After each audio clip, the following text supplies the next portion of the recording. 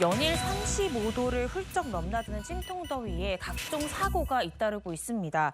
주말 사이에만요, 5명이 숨지는 등 올 들어 이 폭염더위로 인한 사망자가 13명으로 늘어났습니다.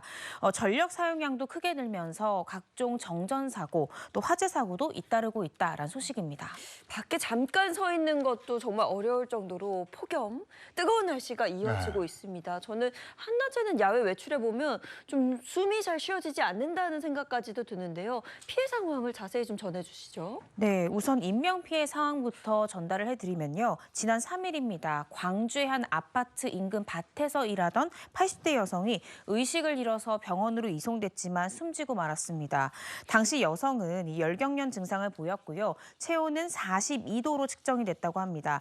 같은 날 경남 창원과 창녕에서도 50대와 70대 여성이 각각 밭과 갓길에서, 또 지난 4일에는 전남 순천에서 90대 노인 2명이 폭염으로 인해 숨졌습니다. 모두 이렇게 실외에서 작업을 하다가 이런 사고가 난 건데 폭염이 이어질 때는 쉬어야 되는 건데 말이죠. 네, 그렇습니다. 그리고 또 실내에서는 24시간 동안 냉방기기를 돌리다 보니 전력 관련 사고도 있었다 그래요? 그렇습니다. 이 무더위가 이제 계속되다 보니까 전력 사용량이 크게 늘면서요. 각종 정전 사고도 잇따르고 있습니다. 지난 주말에 대전의 한 야구장에서는 2회 말 갑자기 전광판과 조명이 꺼지는 정전 사고가 있었고요. 또 광주 남구에서는 일대 아파트 단지 6곳에서 전기가 끊겨서 2시간 동안 무려 3천여 세대가 전기 없이 열대야를 견뎌야 했습니다. 어제 오후도 전력 사용량이 최고조에 이르렀다 이런 뉴스 네. 봤었는데요.